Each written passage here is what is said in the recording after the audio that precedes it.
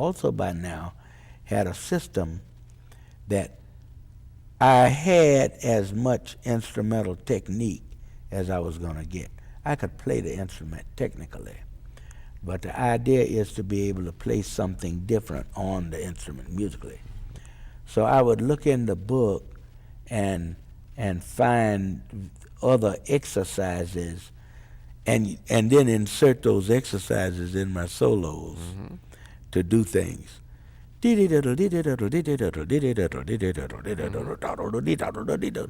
just stick it in somewhere because it sounds good. What's going on, everybody? Welcome to another episode of To Be or Not to Bop, where we dive into classic jazz recordings that not many people know. Today, we're gonna get into one that I really love because it just swings hard. All right, and which one, you ask? Nat Adderley and the Big Sax Section. An incredible recording. Here it is. So one of the things I love about this record, obviously as a trumpet player, you gotta love Nat Adderley from the Adderley brothers. You know, he's most known for playing with his brother in the Cannonball Adderley band, but one of the things that's really cool about this recording, the roles sort of flip. So Nat is the leader on this record, and he is supported by a full sax section. So it really is putting him in the spotlight. I think sometimes people don't really understand how deep of a trumpet player and a musician Nat was. This record is really an important one when it comes to that. So this was released in 1960 on Riverside Records. You know, I call it Nat Adderley and the Big Sax Section, but the record is actually called That's Right, all right? Like I said, again, it features Nat Adderley, but here he's in the lead, okay? So let's talk about some of the musicians who are on this record. Now, if you listen to Nat Adderley, you know he's heavily influenced by Dizzy Gillespie and also Miles Davis. So you would imagine on this session, he was particularly excited to be playing with basically Miles Davis's rhythm section. Wynton Kelly on the piano, Sam Jones on the bass, and the great Jimmy Cobb on the drums. So this record, like I said in the beginning, it swings hard. There really aren't many rhythm section combinations in the history of the music that swing as hard as Wynton Kelly, Sam Jones, and Jimmy Cobb, all right? The other part of it that's important to talk about, obviously, is that it's the big sax section. So who do we have on the record? I told you about the rhythm section already. So the sax section, every saxophone player is different, and they all have a unique voice within the idiom of jazz. They all are just giving so many different stylistic point of views.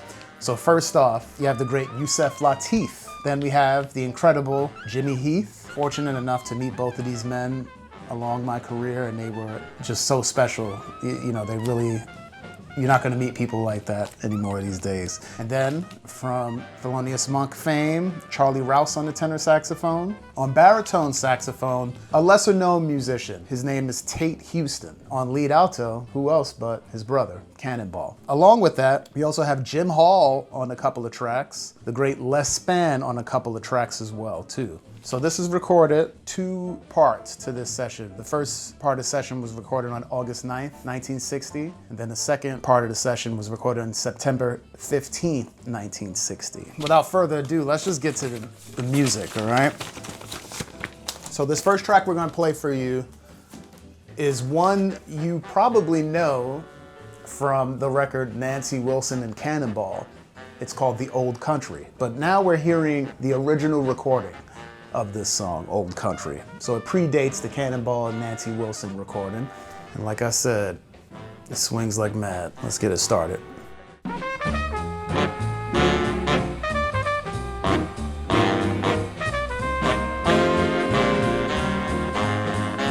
Yusef on flute.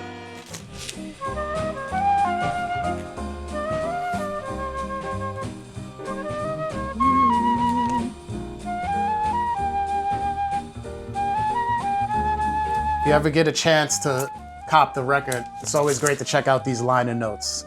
A lot of beautiful information in there. Come on, Nat.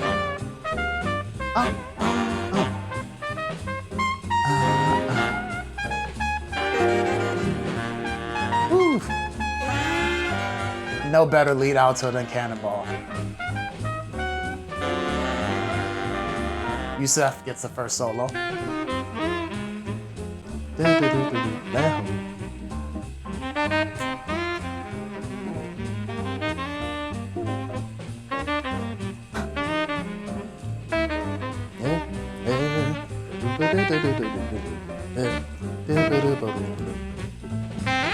All the arrangements on this record by the great Jimmy Heath, one of the best arrangers of all time.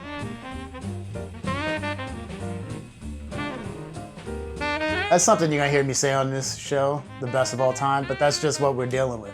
The greatest, the best musicians of all time. So it is what it is. All right, here we go with Nat. In the pocket.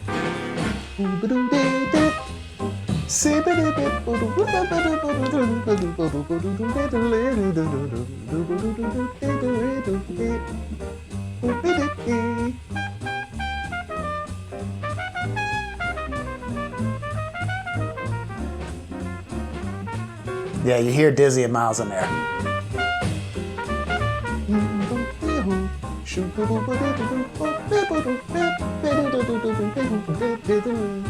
Yeah.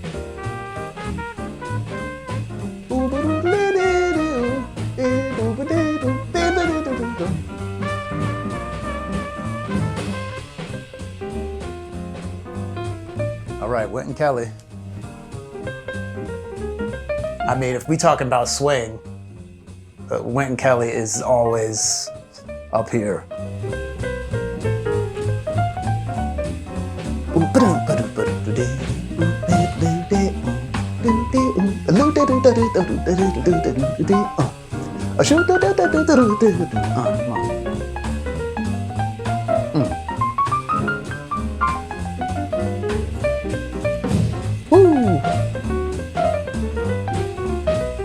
Back to that melody. It's cool to hear an instrumental version of this one. Definitely a different feel. You know, if we think about the Nancy Wilson and Cannonball version, definitely a different tone. It tells more of the story of the old country. I mean, you know what? I mean, instead of talking about it, let's listen to that. Let's just listen to a little bit of that version. Country.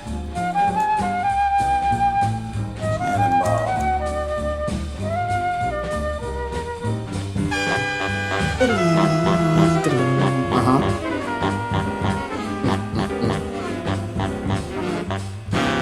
Masterful arrangement by Jimmy Heath. All right, Old Country, the vocal version from Nancy Wilson and Cannonball.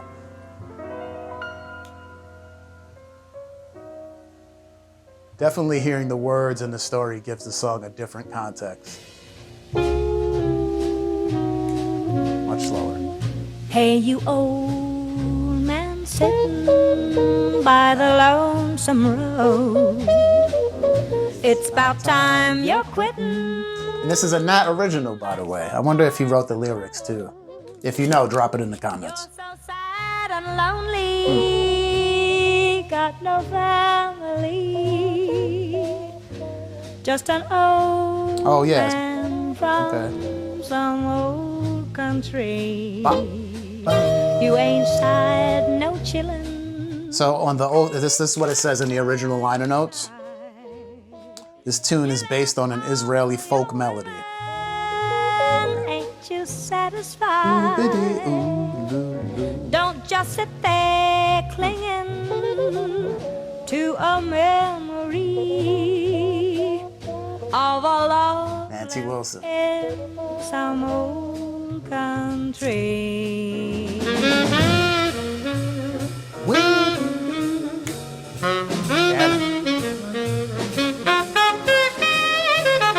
It's kind of like my point in the beginning. So many times when you hear Nat Adderley on record, it's really, Cannonball is really shining. So this is his original composition. And he doesn't even really solo on this one. I'm sure he could have if he wanted to, obviously, but he's just playing the obligato behind Nancy. What a doggone shame. All right, so it's cool to hear the context. You know, like I said in other episodes, we always want to go back to the source and check out all the different versions, even though the version from this record is the original, but this version is the more popular one. All right, good. So that's good. Yeah, we checked out that one. Now, we're gonna go to another track on the record entitled Coordination. Now, this one is written by Jimmy Heath. All right, now this is my favorite song on the album. So let's go to Coordination. This one is just incredible. Here we go.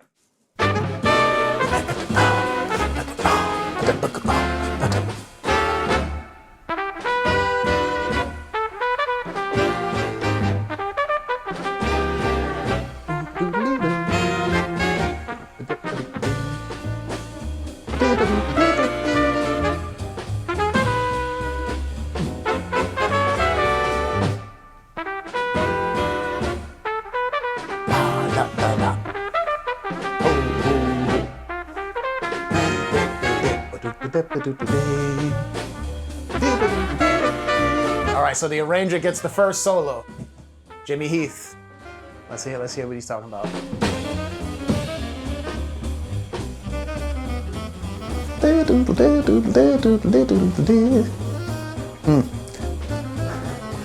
You know, and if you know anything about Mr. Heath's style, they used to call him Little Bird.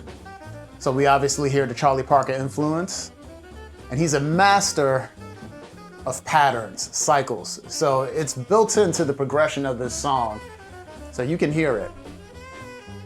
And it's his tune, so he wrote it. He's gonna blow on it.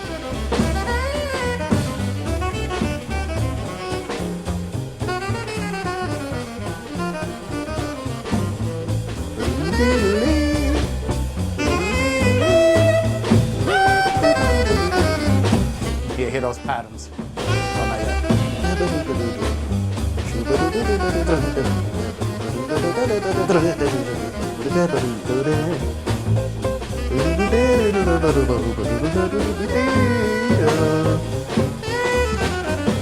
Nat kills this.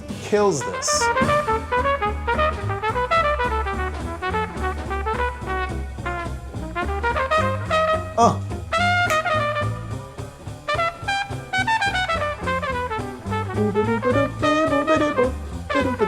This is my line right here.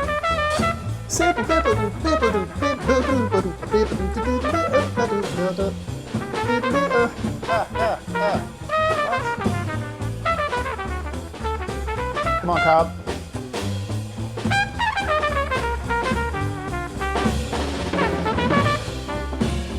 That rhythm section. You know they play together.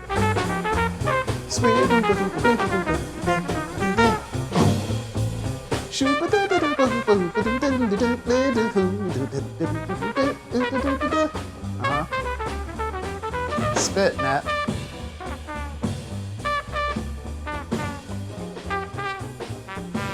Come on.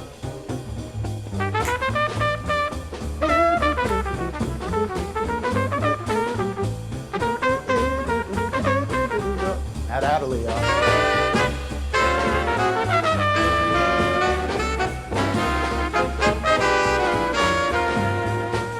You know Nat got Wayne Kelly.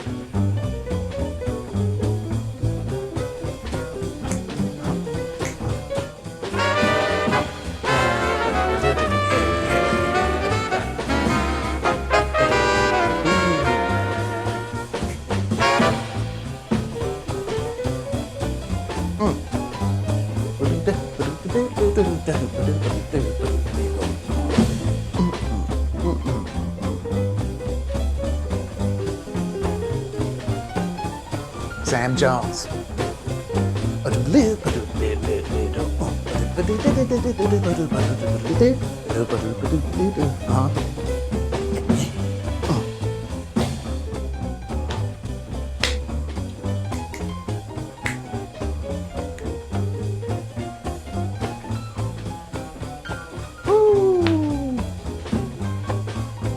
What I like about this, they put a sax solo after the piano solo. You don't hear that a lot. Charlie Rouse.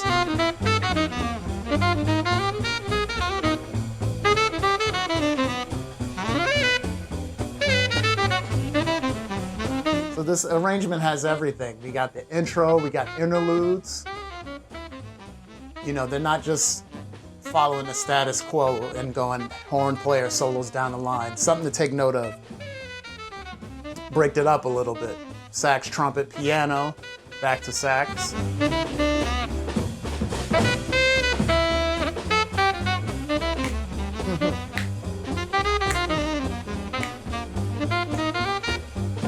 If you're a non-jazz player, you know, why would you listen to this record? You know, I always say all these records have a mood. This is something I'd put on if I'm making dinner and I'm just trying to like get my vibe up, get the energy up, because you don't feel like cooking, but you need something to give you a little bit of a little pep. Swings.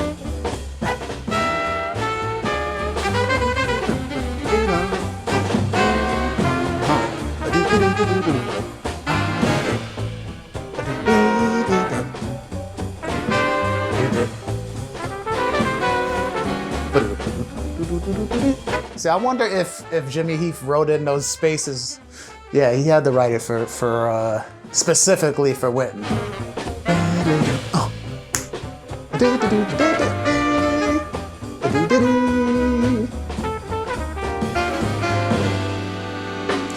Oof. Damn, this record. Every time listen, I've been listening to this record for over 20 something years. It feels like the first time every time I listen to it, because it swings so hard.